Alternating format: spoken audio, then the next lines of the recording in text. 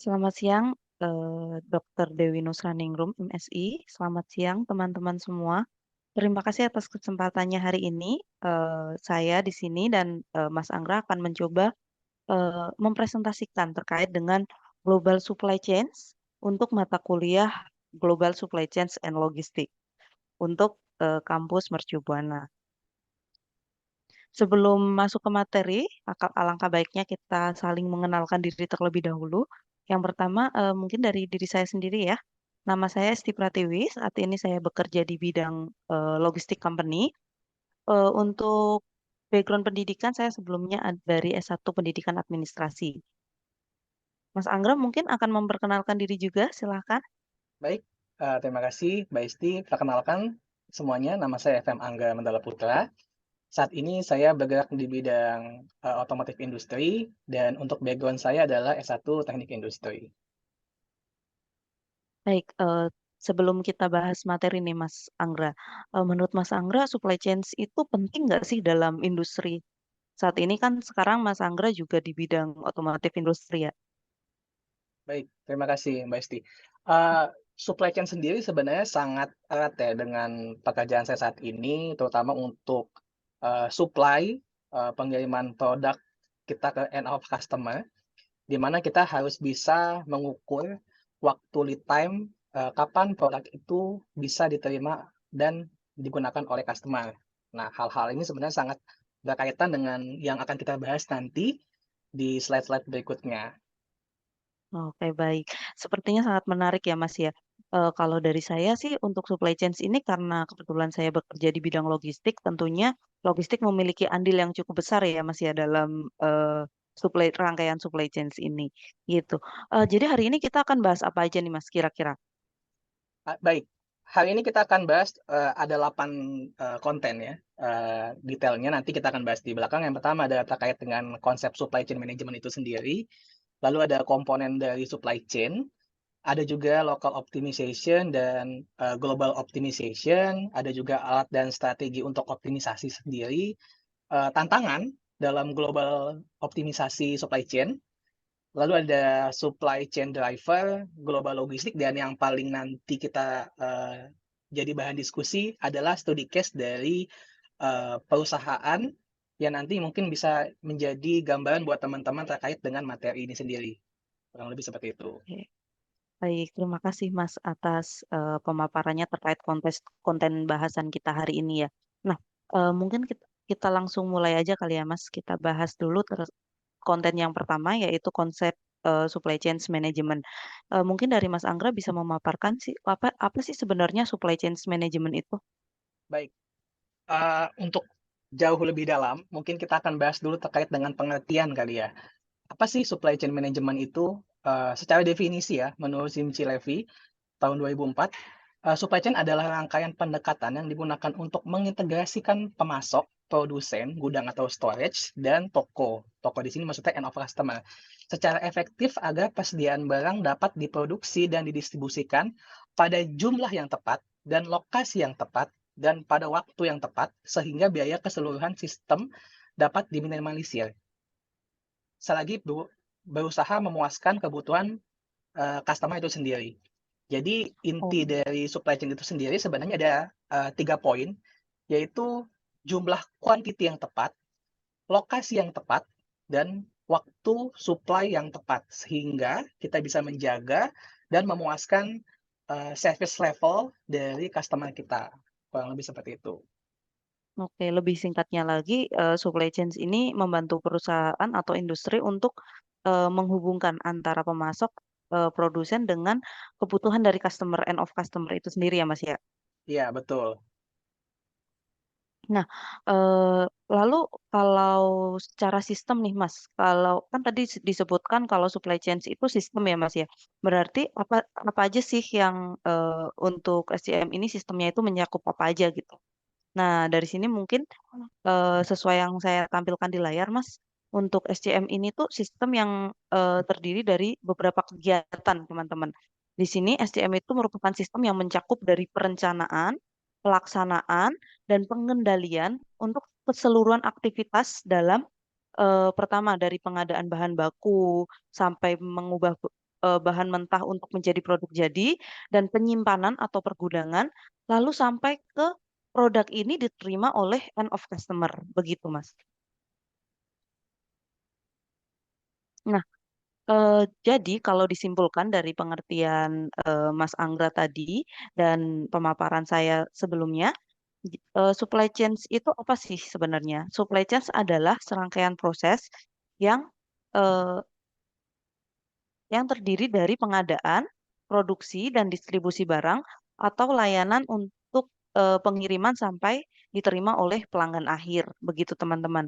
Nah, rantai pasokan ini tentunya rantai pasokan atau supply chains ini tentunya melibatkan koordinasi ya antara banyak entitas, termasuk pemasok, produsen, distributor, pengecer, dan pelanggan.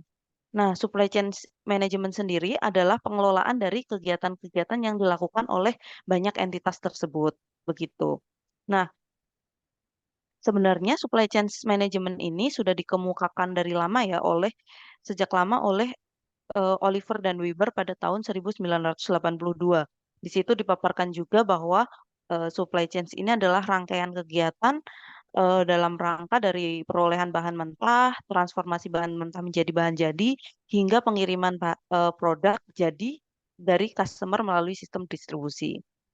Hmm, menarik ya, Mbak Esti. Jadi kalau kita lihat dari konsep supply chain sendiri, sebenarnya bisa dibilang apapun bisnisnya, mau dia pelayanan seperti kesehatan, maupun dia industri otomotif dan sebagainya, sebenarnya tetap, berpegang dengan supply chain sendiri ya, karena melibatkan hampir keseluruhan dari entitas gitu ya, berarti ya, Mbak Esti? Benar, benar sekali Mas, karena secara logika tidak mungkin terjadi pemasok dan dari pemasok hingga penerima atau end of customer itu barangnya jalan sendiri kan tidak mungkin Mas. Pasti harus ada Iya, sistem yang betul. mengatur. Begitu Mas Anggra. Nah, oke, bahasan selanjutnya kita akan menampilkan complexity flow proses sampai eh, end of customer. Ini seperti yang saya paparkan sebelumnya Mas, terlihat di dalamnya dari gambar ini bahwa begitu kompleks untuk proses pendistribusian dari pengadaan hingga transformasi bahan mentah menjadi bahan jadi hingga pendistribusian ke customer. Terlihat sangat kompleks ya teman-teman di sini bisa dilihat ya. Dari sumber daya bahan baku utama atau bahan mentah di sisi paling kiri. Lalu ada pengolahan dari suppliers ketiga, tier kedua, dan tier pertama. Kemudian ada factory sebagai produsen yang berfungsi mengubah dari bahan baku menjadi bahan mentah, bahan baku atau bahan mentah menjadi bahan jadi. Kemudian ada pergudangan, di sini warehouse, eh, tempat penyimpanan barang yang sudah jadi, produk yang sudah jadi. Ada distribution center juga di sini. Nah, distribution center ini kemudian baru diarahkan ke store yang lebih kecil. Baru dari store yang lebih kecil ini diteruskan kembali kepada end of customer. Dari Mas Anggra mungkin ada yang mau disampaikan terkait gambar ini?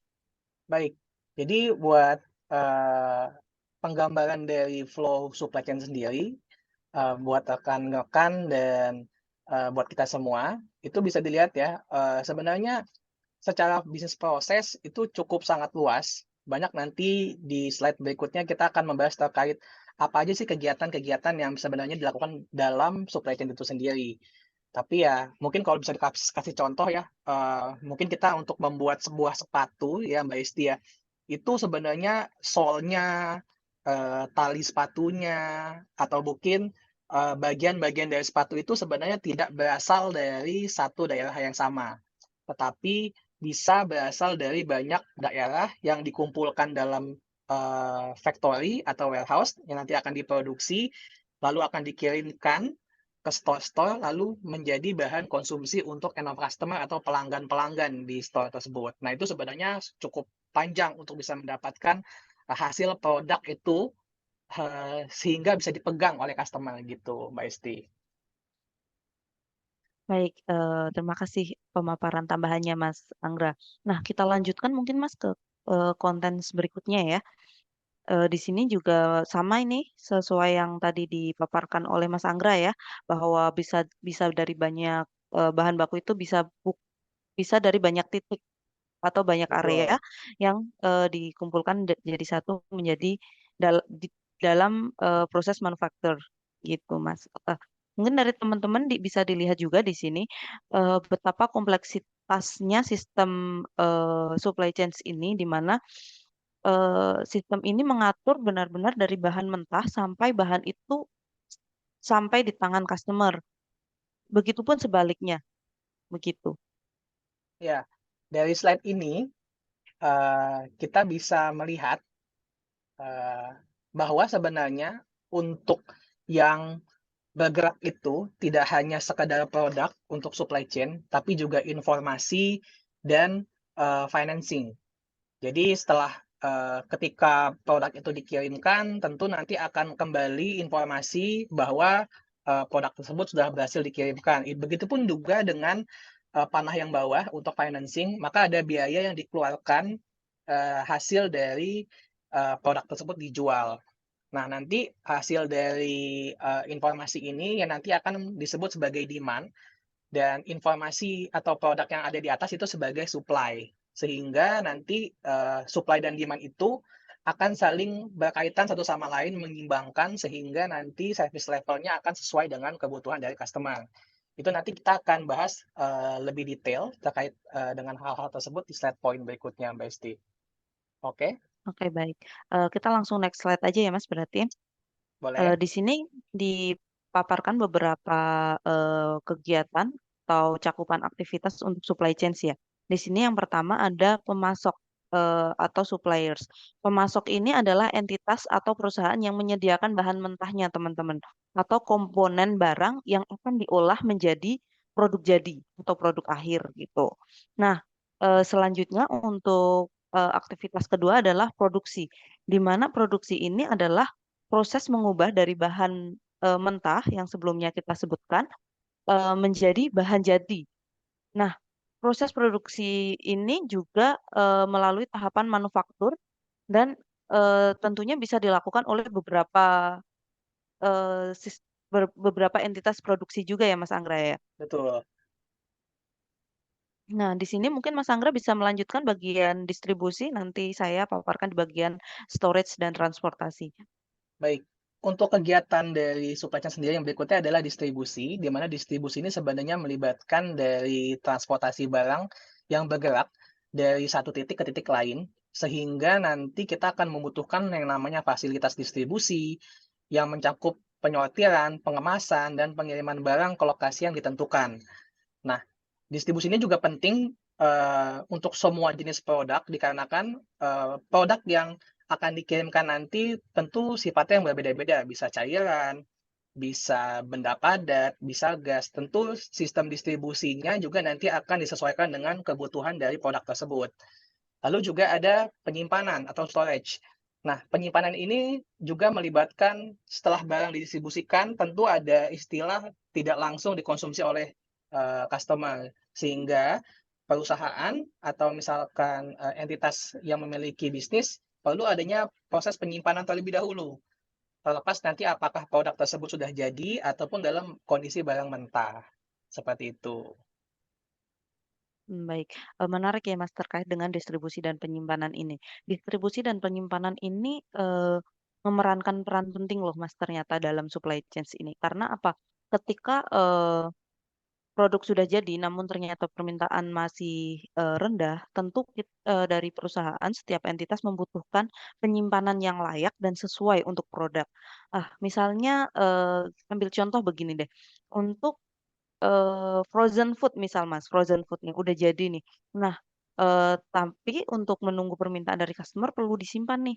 Nah, apabila salah dalam menentukan, penyimpanan atau warehouse yang digunakan tentunya akan bisa berakibat fatal. Misalnya produknya busuk dan lain sebagainya. Tentunya kalau frozen food harus memilih, warehouse dengan dengan, jenis yang dilengkapi dengan mesin pembeku seperti itu, Mas. Nah, Betul. teman-teman, selanjutnya di sini saya akan memaparkan untuk, aktivitas transportasi. Transportasi ini melibatkan pergerakan barang dari satu titik ke titik lainnya. Bisa melalui darat, udara, laut, dan atau kereta api. Nah, supply chains ini akan membantu untuk menentukan armada atau, eee, ru jalur apa sih yang akan digunakan. Misalnya untuk produk, eee, tadi seperti yang saya paparkan, produk makanan beku misal, apabila diteruskan melalui laut dengan, penyimpanan yang tidak baik, tentunya akan berakibat buruk karena untuk pengiriman laut tentunya akan membutuhkan lead time atau perjalanan yang lebih panjang dibandingkan dengan pengiriman melalui udara, seperti itu.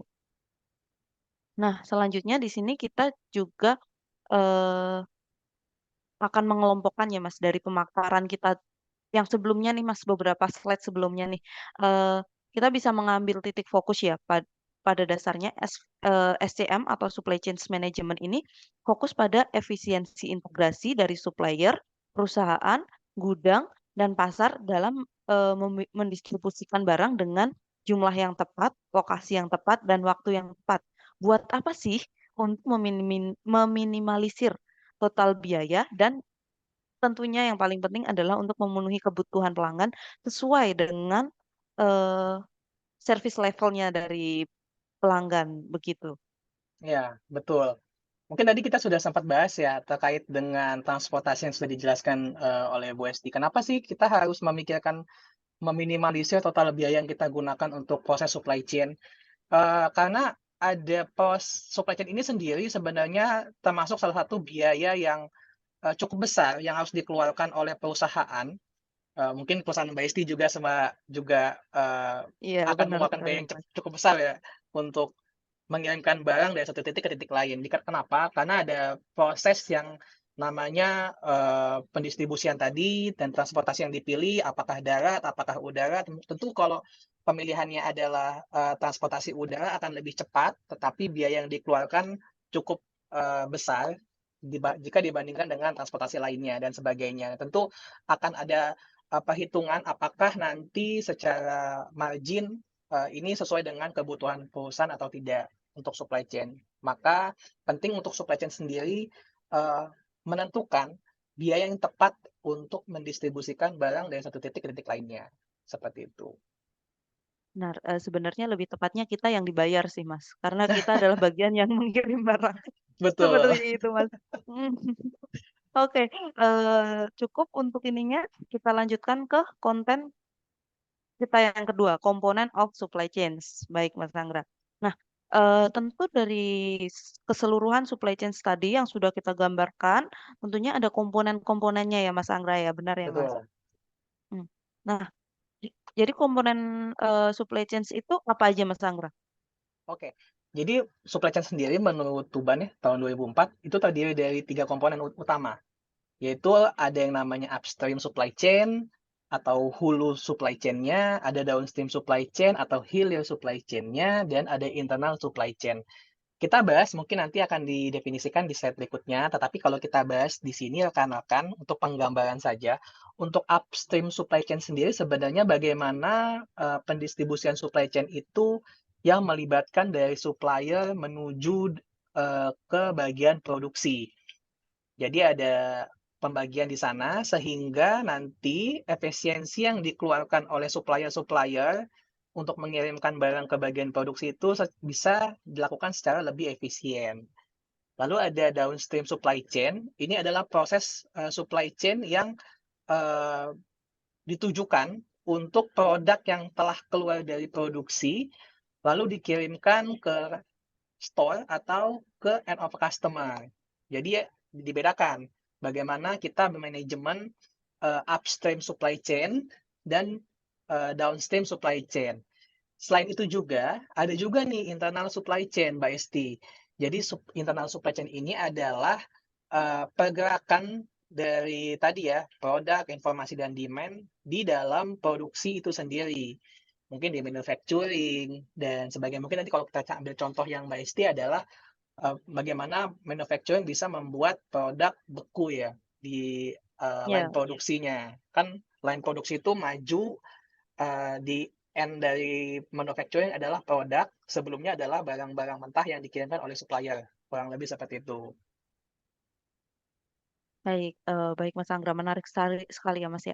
Dari gambarnya juga sudah terlihat sangat jelas ya, bagian mana yang termasuk dalam, upstream, supply chains dan bagian mana yang masuk dalam downstream supply chains, begitu. Nah, tentunya rangkaian proses ini akan berjalan dengan baik apabila, setiap prosesnya, setiap entitas itu melakukan perannya dengan baik ya Mas Angga ya. Betul, Nah, oke, untuk next selanjutnya, di sini kita, definisikan, apa sih upstream supply chains itu? Nah, upstream supply chains itu adalah aktivitas dari, sebuah perusahaan manufacturing dengan para penyalurnya. Tadi seperti yang digambar dari suppliers-nya suppliers, ke suppliers, baru ke, eee, pabriknya, ke manufacturer-nya. Nah, eee aktivitas para penyalur dari suppliers ini disebut upstream, supply chains. Hubungan para penyalur dapat diperluas kepada beberapa strata. Semua jalan dari asal material, contohnya biji tambang, pertumbuhan tanaman, dan bahan baku lainnya. Di dalam upstream supply chains, aktivitas yang utama adalah pengadaan bahan baku. Misalnya tadi, Misalnya tadi yang panah ke bawah tadi sebelumnya Mas, ada informasi nih kebutuhan pelanggannya tuh kira-kira segini loh. Nah, otomatis dari upstream supply chains ini akan berusaha untuk, eee, menghitung atau mengira-ngira kira-kira kebutuhan bahan bakunya berapa sih, seperti itu, untuk, kegiatan yang ada di upstream supply chains, begitu. Untuk selanjutnya kita akan bahas juga terkait dengan internal supply chains. Internal supply chains ini adalah semua proses in-house yang digunakan dalam mentransformasikan atau mengubah dari, bahan baku menjadi produk jadi atau produk bisa jadi produk setengah jadi yang akan disalurkan kembali ke manufacturer lain untuk diolah kembali menjadi produk jadi. Eee, Perhatian utama dari proses, produksi ini adalah pengendalian persediaan dan pabrikasi ya, Mas, ya. Jadi perlu dilakukan pengendalian terkait dengan, persediaan bahan baku dan persediaan barang yang sudah jadi juga, begitu. Nah, untuk downstream supply chains nih Mas, boleh dibantu dijelaskan seperti apa sih downstream supply chains ini? ya. Seperti yang tadi udah disinggung ya, di ilustrasi gambar ya, rekan-rekan semua. Jadi downstream supply chain ini adalah aktivitas yang meliputi semua yang melibatkan pengiriman produk kepada pelanggan akhir atau end of customer atau kita bisa bilang adalah pengguna ya dari produk kita. Di dalam downstream supply chain, perhatian diarahkan pada distribusi, pergudangan, transportasi, dan after sales dari service itu sendiri. Tentu di mana ketika kita sudah punya produk yang baik, kita juga harus tetap memikirkan bagaimana supply chain untuk after sales service setelah produk itu digunakan oleh customer, seperti itu. Jadi Menarik kalau Mas, karena boleh artinya diambil contoh nih ya, Mbak Isti, kalau aku kan bergerak di mhm bidang otomotif. Kalau di mhm, bidang otomotif itu, biasanya ketika produk sudah dibeli oleh customer, biasanya kita sebagai entitas perusahaan nggak lepas tangan gitu aja. Ada istilah service atau after sales. After sales atau service yang bisa kita berikan setelah customer itu punya produk kita. Jadi hubungan antara perusahaan dengan end of customer itu tetap terjaga, kayak gitu, Mbak Isti mhm. contohnya. After sales service ini menarik ya Mas, karena, setelah booming e-commerce, after sales service ini jadi bahan yang, selalu menjadi nilai jual utama, terutama untuk marketplace-marketplace. Contohnya dari, kita sebut saja Shopee, Tokopedia tentu menyediakan layanan untuk, misalnya ada kerusakan barang, layanannya seperti apa, seperti itu. Agar, Betul.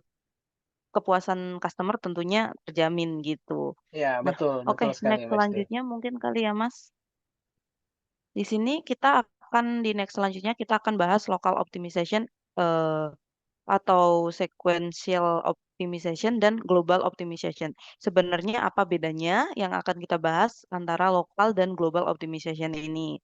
Nah, di sini teman-teman bisa melihat untuk gambarnya ya, diagramnya. Gimana sih, sequential optimization atau local optimization ini? dan bagaimana juga dengan global optimization. Poin yang bisa langsung terlihat dari gambar ini adalah SQL optimization itu belum menggunakan sistem informasi atau DSS-nya gitu ya, teman-teman. Nah, kalau untuk yang global optimization sudah menggunakan sistem yang terintegrasi atau sistem informasi yang terintegrasi. Nah, local optimization ini dalam supply chains adalah sebuah strategi atau metode untuk meningkatkan efisiensi dan produktivitas pada level yang sangat spesifik dalam rantai pasokan. Artinya, dari setiap entitas itu berusaha untuk menciptakan efektivitas mereka sendiri. Dari procurement planning-nya menciptakan efektivitas sendiri, manufacturing-nya menciptakan efektivitas sendiri, distribusinya menciptakan efektivitas sendiri, seperti itu. Nah, sequential optimization ini berfokus pada memperbaiki kinerja pada level yang lebih kecil, seperti penjadwalan produksi, pengiriman barang, inventarisasi, dan biaya transportasi jangka pendek. Nah, dengan kata lain, eh, local optimization atau sequential optimization ini bertujuan untuk memaksimalkan efisiensi pada tingkat tertentu dalam rantai pasokan. Nah, sayangnya, setiap kegiatan, efek peningkatan efisiensi atau efektivitas ini, peningkatannya itu ber tidak selalu dibutuhkan oleh bagian entitas-entitas yang lain, begitu.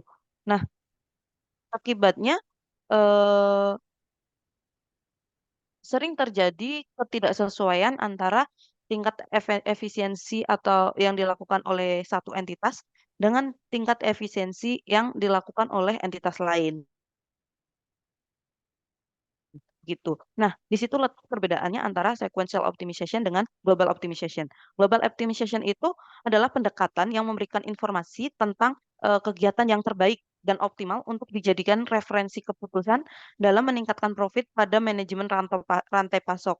Sehingga eh, profit yang dihasilkan itu bisa bisa diperoleh oleh seluruh entitas, bukan hanya satu, 2 entitas seperti yang ada di sequential optimization, begitu. Nah,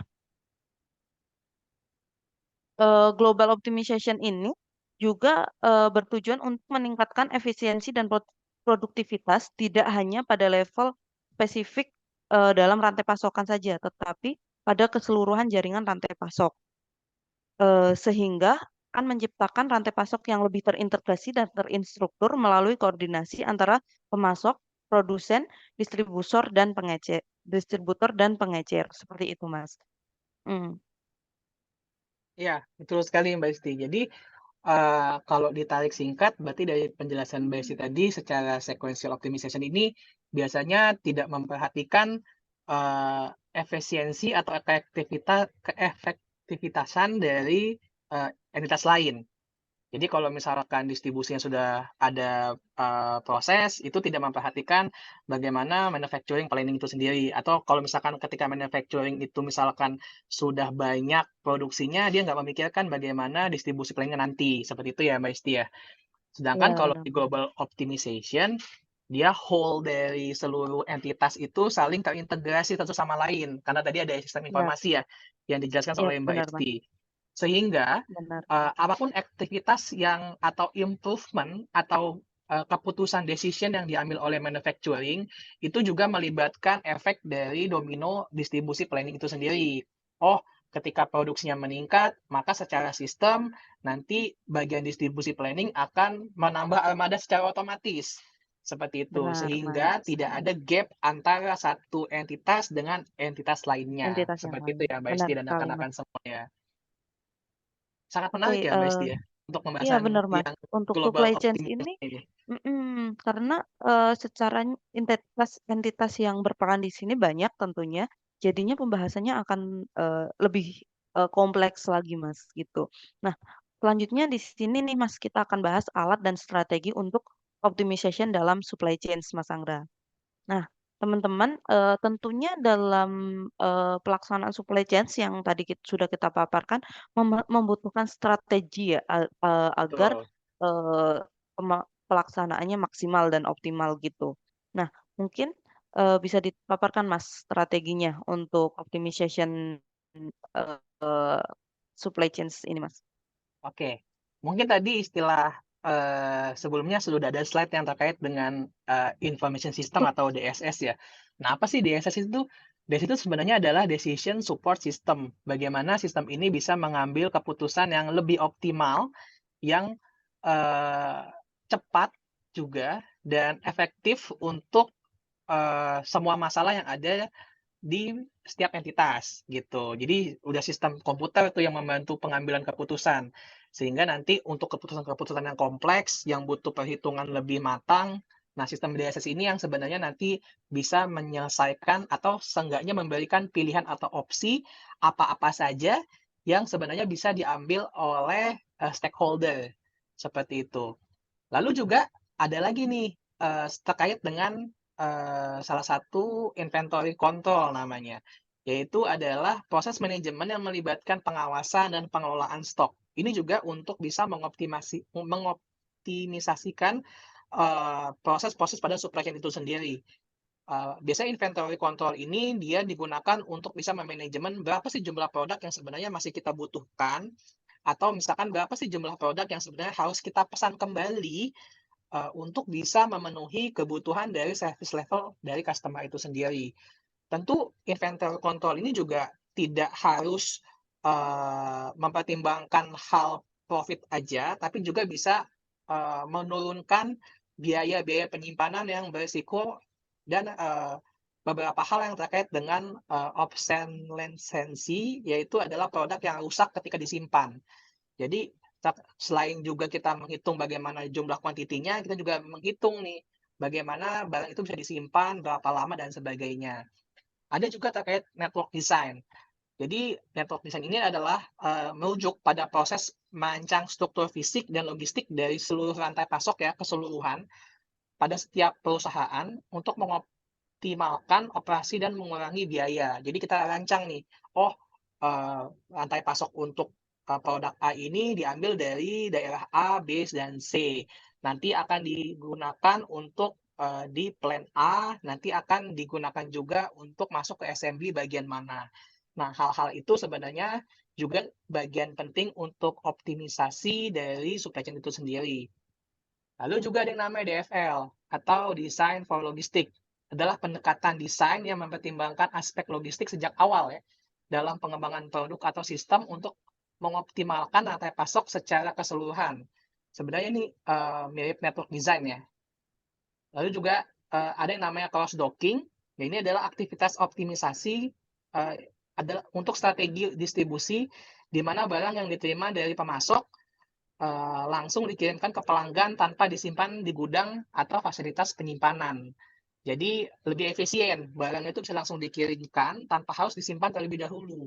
Biasanya barang-barang seperti ini demand-nya sudah jelas, barangnya akan digunakan sehingga, tidak perlu lagi disimpan. Kalau misalkan tadi istilahnya kita akan ambil contoh untuk, frozen food ya, atau makanan beku, tentu kalau demand-nya belum ada, barangnya akan disimpan, seperti itu.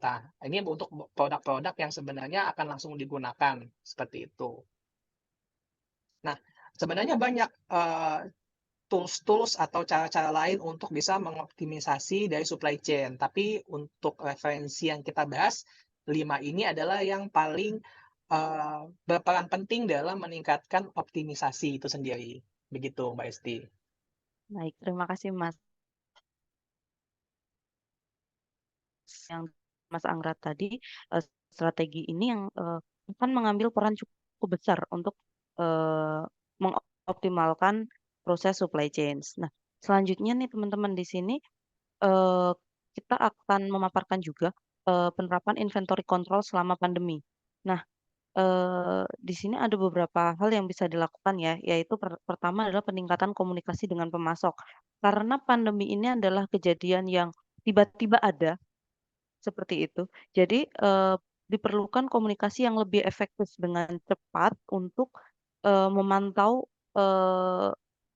ketersediaan bahan baku dan kebutuhan bahan bahan baku secara lebih, efektif. Agar apa? Agar, jumlah bahan baku yang tersedia bisa dimanfaatkan untuk diubah bahan jadi, dengan efisien, sehingga tidak ada bahan baku yang, rusak dan tidak bisa digunakan, seperti itu. Namun, proses produksi juga harus memperhatikan, eee, kondisi pasar saat itu, sehingga bahan yang jadi juga dapat, tersalurkan dan dapat terjual dengan baik, gitu.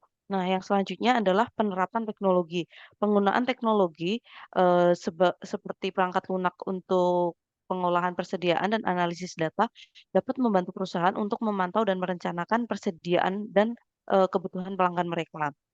Nah, yang kemudian, penerapan selanjutnya yang bisa dilakukan adalah diversifikasi pemasok, yaitu, memastikan bahwa perusahaan ini memiliki beberapa pemasok yang bisa digunakan, untuk memenuhi kebutuhan bakunya.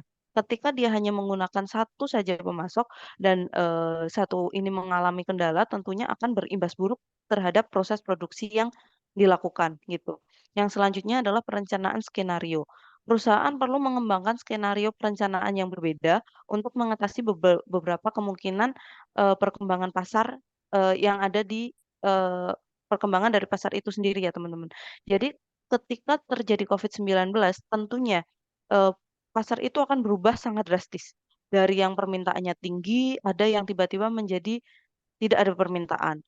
Eee, ada yang dulunya permintaannya sangat sedikit atau normal-normal aja, tiba-tiba permintaannya menjadi sangat naik. Sebagai contoh hand sanitizer, masker saat itu, sangat permintaan pasar sangatlah tinggi, begitu. Jadi perencanaan skenario ini perlu disesuaikan secepat mungkin dengan kondisi pasar saat itu juga, begitu. Nah, yang selanjutnya adalah optimisasi persediaan, yaitu menerapkan strategi pengendalian persediaan yang lebih dinamis dan responsif untuk mengoptimalkan level persediaan yang ada, namun tetap meminimalkan biaya penyimpanan dan mengurangi resiko terjadinya kerusakan atas produk itu sendiri, begitu. Nah, selanjutnya kita akan bahas juga nih Mas, tantangan dalam, global optimization supply chains. Apa aja nih Mas, gitu. Oke, Nah, tantangannya kira-kira apa aja tuh Mas? Banyak kan oke. tentunya, karena prosesnya kompleks sekali. Banyak banget. Tentu tadi ya, setelah kita bahas beberapa poin sebelumnya, wah supply chain itu ternyata skupnya nggak cuman barang bergerak, barang dikirimkan dan sebagainya, tapi whole entitas itu ketika saling bersinergi, barang bergerak, produk bergerak, informasi bergerak, bahkan sampai level financing bergerak ketika, dilakukan pembayaran itu cukup kompleks untuk supply chain itu sendiri. Tantangan yang paling awal adalah yang pertama adalah, tadi ya, kompleksitas struktur SCM itu sendiri yang sangat rumit ya. Kita tadi ada sekuensial ya, Mbak Esti ya, Iya, ketika satu entitas mengambil keputusan harus sebenarnya mempertimbangkan entitas lain, seperti itu. Ya itu sebenarnya kan kompleksitas banget tuh, kecuali kalau memang perusahaannya atau, usahanya sudah bisa menerapkan tadi global supply chain, sehingga saling terintegrasi. Lalu yang kedua adalah, ketidakpastian. Apa yang disebut tidak kepastian adalah tadi ya, kalau kita tadi ambil contoh COVID-19, bahwa sebenarnya persediaan produk terhadap, demand-nya itu bisa berubah sewaktu-waktu. Tadi mungkin Mbak Esti udah cerita nih terkait dengan yang ketika, hand sanitizer, masker, dan sebagainya. Itu kan adalah produk-produk yang sebenarnya secara demand juga tidak terlalu, dibutuhkan sebelumnya, tapi ketika COVID-19 produknya meningkat drastis. Nah, begitu juga dengan produk makanan, yang tiba-tiba ketika COVID-19 orang berbondong-bondong tidak ingin lagi, keluar rumah sehingga membeli makanan cukup banyak, gitu. Sehingga, sebenarnya ketidakpastian pembeli ini yang akan menjadi tantangan, bagaimana, eee, perusahaan bisa melakukan optimisasi supply chain sesuai dengan kebutuhan dari customer-nya. Tadi ya ada ketidakpastian pembeli, ketidakpastian supplier, ketidakpastian internal. Tentu itu juga berdampak ya ke supplier. Mungkin tadi kita ambil contoh tadi yang COVID-19, ketika supply chain, semua supplier itu tidak bisa mengirimkan barangnya. Ya terlepas dari ada PSBB ya, tidak boleh bergerak ke suatu wilayah lain karena ada ancaman COVID. Nah, itu kan sebenarnya jadi supplier tidak bisa tuh mengirimkan produknya ke produksi dan sebagainya. Nah, itu akan mempengaruhi dari whole supply chain itu sendiri di setiap, entitas. Nah, ini tantangan-tantangan yang sebenarnya bisa kita bahas. Nah, di slide berikutnya kita akan bahas nih impact-nya, contoh kita ambil tadi ya, COVID-19 ya, Mbak Esti ya, dan Iya rekan-rekan benar Mas. semua.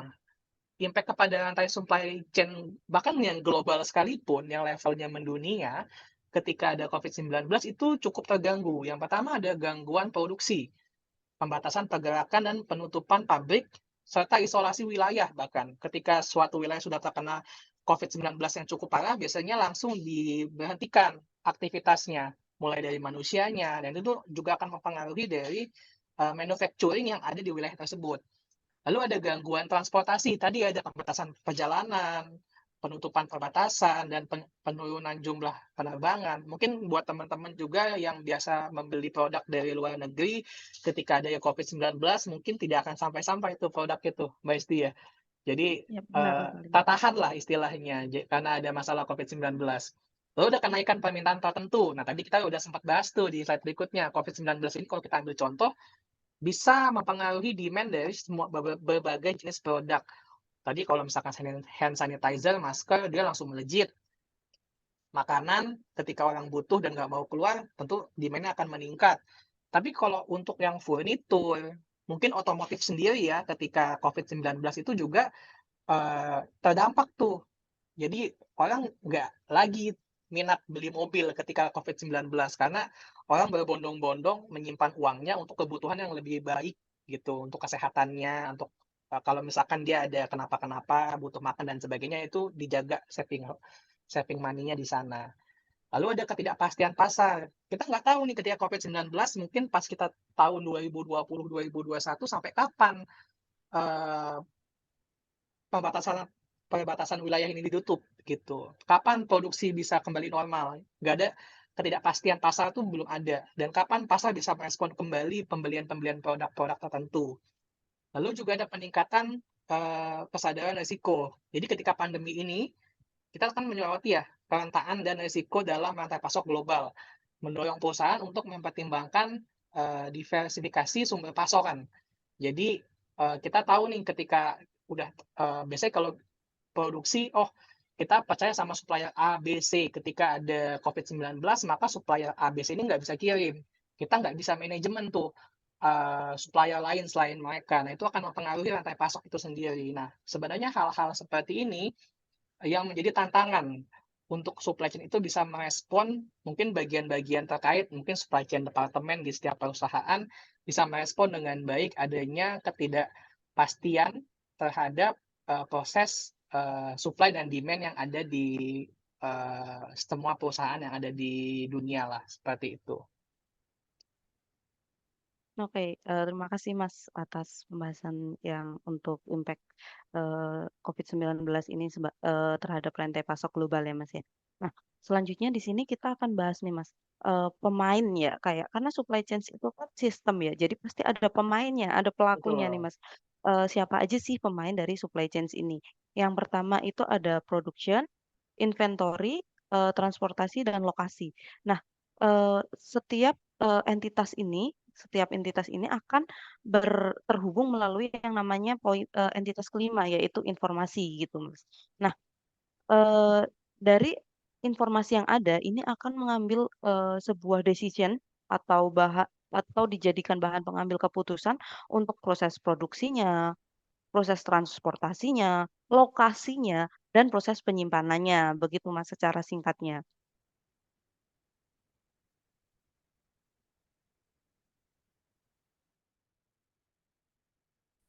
Nah, dari Mas Anggra kalau nggak ada tambahan lagi mungkin kita bisa next slide sekali ya, Mas, ya? Boleh?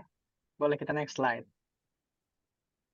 Oke, next slide. Kita akan jumping ke, bahasan kita selanjutnya, yaitu global logistik. Nah, jadi logistik itu sebenarnya, apa sih? Logistik dulu yang kita bahas apa. Nah, logistik itu kan proses perpindahan barang ya sebenarnya secara sederhananya.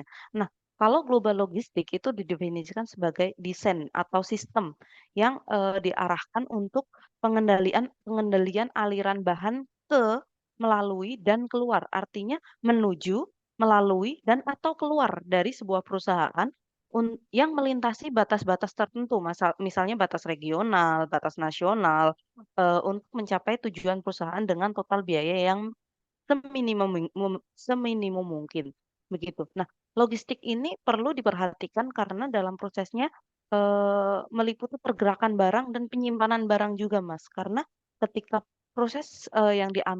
keputusan yang diambil dalam proses logistik salah, tentunya, eee, mungkin diterima customer akan dalam kondisi barang yang tidak baik dan atau tidak sesuai, seperti itu. Jadi, tentunya akan berakibat fatal. Contohnya ketidakpuasan pelanggan, seperti itu.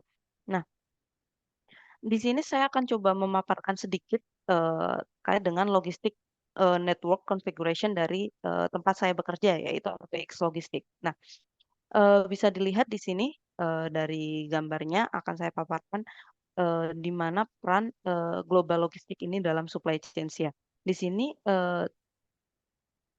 kantor saya saat ini, bergerak di bidang, logistik dengan tagline One Stop Logistik. Nah, artinya di sini, perusahaan kami berusaha untuk memenuhi kebutuhan, baik dari, pelanggan, di sini adalah misalnya pemilik barang dan atau, penerimanya, begitu. Nah, di sini, dapat dilihat ya, di sini ada beberapa layanan yang kami tawarkan seperti, International Express, di mana, setiap pelanggan atau pengguna jasa kami itu bisa mengirimkan barang untuk ke 200 negara. Sampai ke 200 negara. Yang selanjutnya ada freight forwarding, ada custom clearance, ada logistik warehouse, distribution logistik, bahkan sampai ke, domestic express-nya, begitu. Nah, di sini, perusahaan kami juga menyediakan layanan yang sudah terintegrasi, dalam artian, customer bisa langsung mengetahui di mana, aktual tracking-nya, posisi paketnya di mana, diterima oleh siapa, semisal sudah diterima dan misalnya ada kendala pengiriman juga langsung bisa, eee, dicek melalui situs web tracking kami. Nah, selain itu kami juga menyediakan layanan after sales seperti, layanan after sales seperti CS 24 jam dan layanan, pelanggan melalui media sosial dan email, seperti itu, Mas.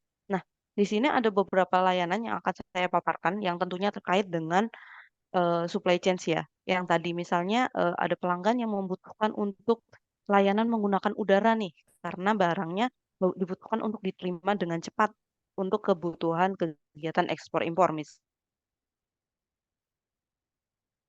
nasional.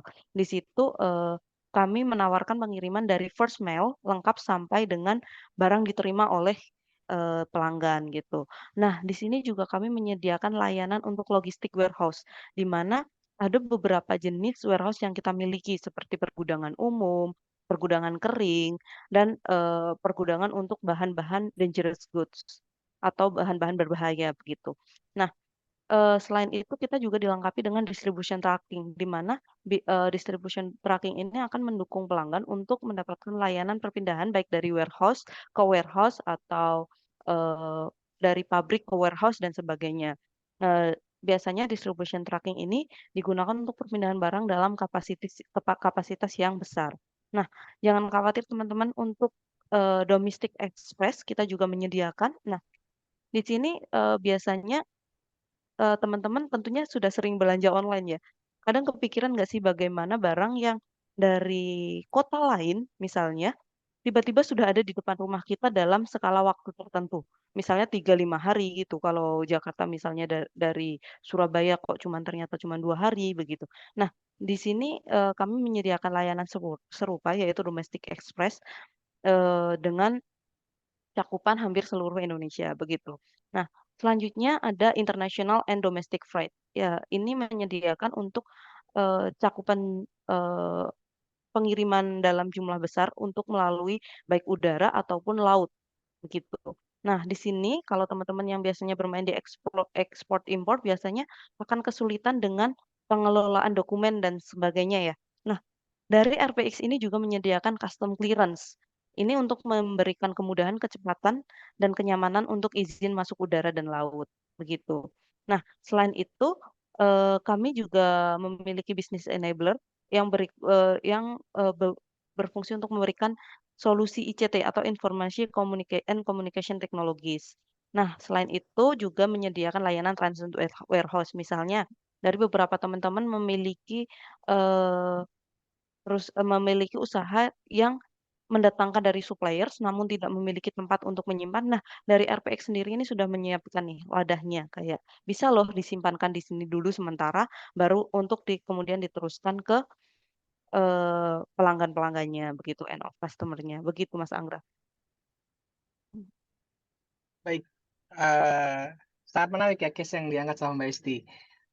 Untuk case yang saya akan bahas, Mbak Esti dan rekan-rekan semua, terkait dengan alokasi dan distribusi based on stock ratio, based on demand ya, dan market share regional area. Jadi intinya adalah bagaimana kita bisa mengatur kondisi stok dari setiap, penjualan yang mobil Toyota di setiap area di, Indonesia, mulai dari Sumatera, Kalimantan, Jawa, dan daerah-daerah lainnya. Mungkin bisa next nih, Mbak Esti. Oke, sebenarnya hal seperti ini menggunakan inventory control untuk bisa mengatur stok itu sebenarnya hal yang lumrah, terutama untuk menggunakan inventory turnover ya as a measure to retention, supply chain and logistic management. Jadi, bagaimana kita bisa tahu nih berapa sih jumlah stok kita dan berapa jumlah kebutuhan kita ke depan, sehingga stok kita ini perlu cukup atau tidak dan sebagainya. Nah, ini sebenarnya pertanyaan-pertanyaan yang sebenarnya sering dilontarkan oleh manajemen, terutama untuk tempat saya bekerja, yaitu di Toyota Sales Operation, di mana Toyota Sales Operation ini perusahaan yang bergerak di bidang penjualan mobil Toyota di Indonesia, sehingga kita perlu tahu nih, berapa banyak sebenarnya, nanti kita kalau ditanya sama tim produksi, berapa banyak sih yang harus diproduksi, bagaimana kondisi pasar saat ini, dan sebagainya. Nah, perusahaan kami itu harus memiliki jawaban ketika nanti, bagian produksi menanyakan hal tersebut. Nah, hal-hal seperti ini yang nanti kita akan bahas di slide berikutnya. Bagaimana sistem Toyota Sales Operation bisa memecahkan pertanyaan-pertanyaan tersebut. Next-nya, Besti. Oke, kita mulai dengan data internal. Mungkin tadi ada istilah ini ya, apa namanya, DSS atau information system, ketika kita bisa tahu nih kondisi internal dari perusahaan kita seperti apa. Berapa sih rata-rata penjualan kita atau kita bisa sebut dengan retail sales bulan Desember, bulan Januari, bulan Februari. Bagaimana kondisi penjualan kita bulan Februari dan Januari ini, apakah ada kenaikan atau tidak? Bagaimana kondisi dari, end stok Februari kita, apakah masih cukup atau tidak? Seperti itu. Kita analisa, setelah dianalisa kita akan mendapatkan kesimpulan, oh sepertinya, STO atau rasio stok kita, mungkin teman-teman bisa lihat juga pada slide, itu untuk setiap model, nggak cukup, gitu. Nggak semuanya satu. Kalau satu berarti dia punya kemampuan jual yang sama dengan target jualnya. Stok kita punya kemampuan jual yang sama dengan target jualnya. Tapi kalau stoknya STO-nya kurang dari satu, berarti ada indikasi barangnya kurang sebenarnya. Nah, based on perhitungan ini, kita bisa jawab nih, model apa aja yang sebenarnya kurang. Oh, untuk contoh ya, untuk model yang pertama adalah model Agya. Oh, Agya kita kurang nih. STO kita cuma 0,73. Kita harusnya STO itu satu seperti itu. Maka ketika STO-nya satu, kita cukup nih produk kita untuk bisa nge-cover bulan-bulan berikutnya. Jadi kita akan kirimkan data-data ini detail ke bagian produksi untuk mereka bisa lakukan produksi secara massal, sehingga nanti produksi kita nanti akan sesuai dengan kebutuhan dari pasar itu sendiri. Nah, berdasarkan hal tersebut, kita juga cek nih, boleh Mbak Isti slide berikutnya, bagaimana kondisi market-nya. Apakah market-nya membaik atau tidak di tahun 2024, ini? Kita bisa cek datanya menggunakan market share yang dari Gaikindo. Jadi kita bisa tahu nih posisi Toyota itu ada di keberapa sih sampai dengan, Februari 2024. Sampai poin ini kita bisa tahu, oh kita masih market leader ini Toyota, penjualan kita masih banyak. Kita masih bisa menjual di tahun 2023 kita bisa menjual sampai 325.000 dari total mungkin 1 juta, makanya kita punya market share sekitar 30% something. Nah, maka kita akan submit data ini ke bagian produksi. Oh, berarti kamu, bagian produksi harus membuat produksi di tahun 2024 ini selama 1 tahun kurang lebih 300.000 juga. Karena rata-rata penjualan kita masih di angka 300.000. Nah, berdasarkan hal tersebut, nanti ada integrasi antara bagian penjualan dengan bagian dari produksi, seperti itu. Tapi tadi, kita akan cek juga berdasarkan modelnya dari setiap kompetitor yang sesuai. Nah, di slide ini kita bisa lihat, oh, Agia kita masih surplus nih produksi kita, masih di 587. Sedangkan kompetitor, contohnya Ayla di Daihatsu, dia produksi minus, berarti dia sebenarnya sudah menggunakan buffer dari stok mereka. Nah, analisa-analisa seperti ini nanti yang akan dikonsum oleh manajemen, sehingga nanti kita bisa tahu nih secara market nasional, setiap model kita tuh masih dalam kondisi sehat atau tidak. Setiap produk kita masih bisa dalam kondisi ini memenuhi kebutuhan dari demand itu atau tidak. Nah, berdasarkan hal tersebut, nanti kita bisa lakukan alokasi yang sesuai, kebutuhan-kebutuhan di cabang dengan, pertimbangan tadi ada rasio stok, seperti itu, atau STO. Next-nya. Oke, berdasarkan hal tersebut kita bisa lakukan yang namanya sentralisasi. Oh, kita bisa pindahkan nih barang-barang yang tadinya ada di satu lokasi, pindah ke lokasi lain, seperti itu. Karena tadi ada keputusan, terkait dengan demand-nya. Oh, demand-nya berubah nih di satu daerah, maka ketika demand-nya berubah di satu daerah, kita bisa yang namanya tuh relokasi, atau kita bisa pindahkan barang tersebut dari satu daerah ke daerah lain. Ini adalah hasil yang manajemen, Toyota Sales Operation lakukan di bulan Februari, di mana kita sendiri sudah memindahkan cukup banyak barang nih, dari satu titik ke titik lain, secara model, secara, lokasi, sesuai dengan tadi konsep supply chain ya, tepat waktu, tepat quantity, dan itu menjadi jawaban yang sesuai dengan, yang diinginkan oleh manajemen. Jadi, yang nantinya tentu kita bisa mengevaluasi kembali di setiap kota penjualan mobil kita seperti apa, mulai dari Bogor, mulai dari Sukabumi, dan sebagainya. Kita bisa mengecek bagaimana penjualan kita, apakah kita masih nomor 1 di kota tersebut, sesuai dengan data yang tadi nasional, atau di nasional kita, nomor 1, tapi secara kotanya kita kalah.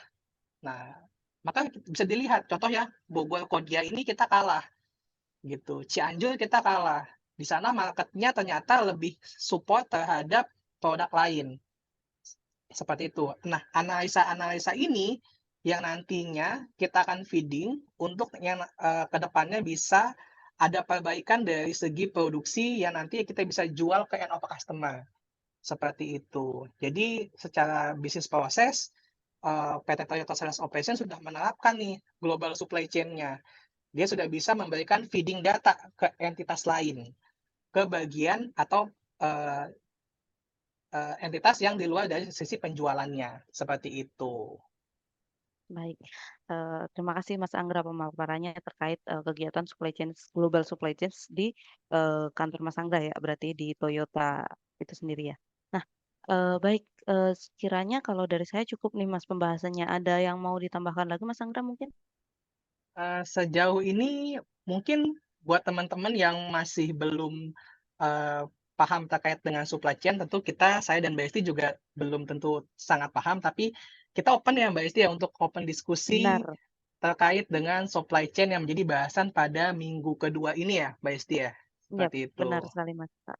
Tentunya habis ini setelah pemutaran video ini, kita akan lanjutkan ke sesi tanya jawab, begitu Mas Anggra. Baik, Baik menurut saya, untuk pemaparannya kita tutup di sini Mas Anggra mungkin? baik, Baik, terima kasih atas waktunya teman-teman semua, eee, wabillahi taufiq wal hidayah, wassalamualaikum warahmatullahi wabarakatuh. terima kasih Kita semuanya. lanjutkan di sesi tanya jawab ya. Terima Ya, kasih. siap.